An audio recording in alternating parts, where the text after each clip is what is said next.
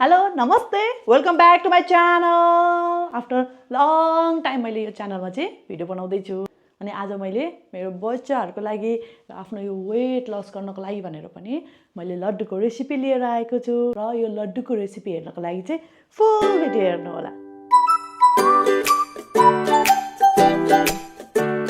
यसको लागि चाहिने सामग्रीमा चाहिँ मैले ड्राई फ्रुट्स सिड्सहरू आफूसँग जे छ त्यो लिन सक्नुहुन्छ र मैले सबै 100 ग्राम लिएर आएको छु।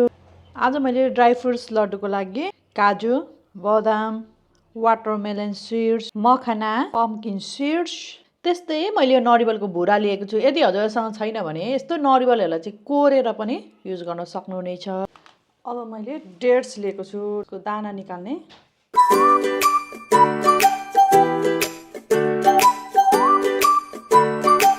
यसरी चाहिँ मैले सबै डेट्सको दाना र गुदी चाहिँ छुट्याएको छु। अब म यो डेट्सको गुदीलाई चाहिँ मिक्सचरमा हालेर पिस्छु। हेर्नुहोस् न, डेट्सलाई मैले मिक्सचरमा पिसेर यस्तो बनाएको छु। अब सबै ड्राई फ्रुट्सहरू घिउ हालेर चाहिँ मैले भुट्न लागेको छु। सबैभन्दा सुरुमा मैले काजु र बदाम भुट्न लाग्दैछु। यसरी घिउ हालेर भुट्ने र सानो आँचमा भुट्छु, फेरि छिट्टो डढ्छ। अब यतिको भएपछि चाहिँ भयो है, धेरै भयो भने पनि डढ्छ। अब मैले मखना भुट्न आँटेको छु। मखनालाई पनि एकछिन ड्राई रोस्ट गर्नु, एकछिनमा भइहाल्छ यो पनि। मैले सनफ्लावर सिड्स र पम्पकिन सिड्स भुट्न लागेको छु। त्यस्तै मैले यसमा वाटरमेलन सिड्स पनि हाल्दैछु। एकै ठाउँ सिड्सहरू चाहिँ भुट्दैछु। यसमा खसखस पनि मिसाउन सक्नुहुन्छ, तिल मिसाउन सक्नुहुन्छ। यसरी सबै ड्राई फ्रुट सिड्सहरू आफूलाई के मनपर्छ होइन, यसमा ओखर हाल्न सक्नुहुन्छ। मलाई चाहिँ ओखर छिट्टो बिग्रे जस्तो लागेर म ओखर हाल्दिनँ। त्यस्तै गरेर तिल हाल्दिनँ म। धेरै तिल भयो भने पनि मिठो जस्तो लागेन। हजुरहरूलाई मनपर्छ भने त हाल्न सक्नुहुन्छ। सिड्सहरू मैले भुटिसकेको छु, यहाँ देख्दै हुनुहुन्छ होला नि होइन। अब मैले सबैभन्दा लास्टमा चाहिँ नरिवलको भुरा राख्दैछु है। यो चाहिँ एकदमै छिटो डढ्छ, त्यही भएर छिटो चलाएर भुटिहाल्ने। मैले त 1 चम्चा घिउमा सबै थोक भुटेको छु है, मैले खासै घिउ धेरै हालेको छुइनँ। नरिवल चाहिँ अब छिटो गरेर निकाल्छु।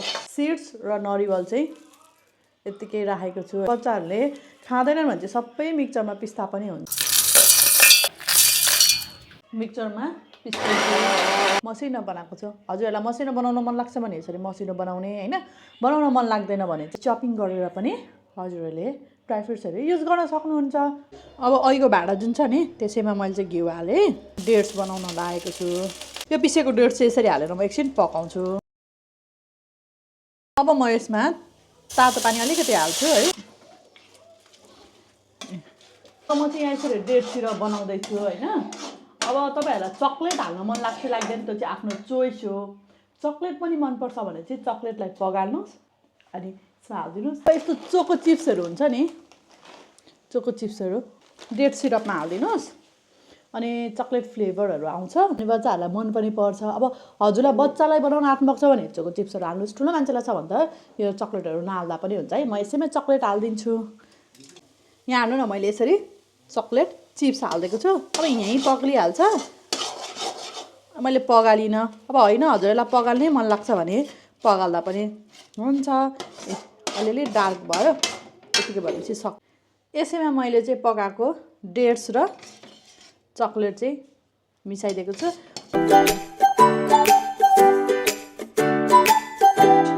Now mix.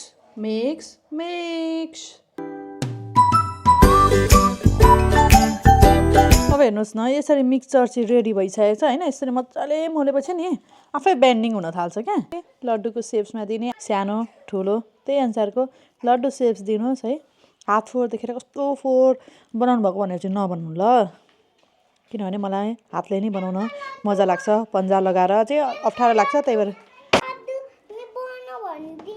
एउटा बनिसकेको छ छोरी। ए खान्छौ लड्डु? हजुरको कहाँबाट आइसक्यो अहिले? स्कुलबाट आएर लड्डु खान थालिसकिन्। लड्डु लिएर भागिन् मेरो छोरी चाहिँ। फर्स्ट लड्डु चाहिँ मेरो छोरीले खाइसकेकी छिन्, उसलाई एकदमै मनपर्छ। उसैको लागि भनेर पनि मैले बनाइदिएको। कस्तो राम्रो लड्डु भएको छ। फेरि अर्को लड्डु बनाउँदैछु।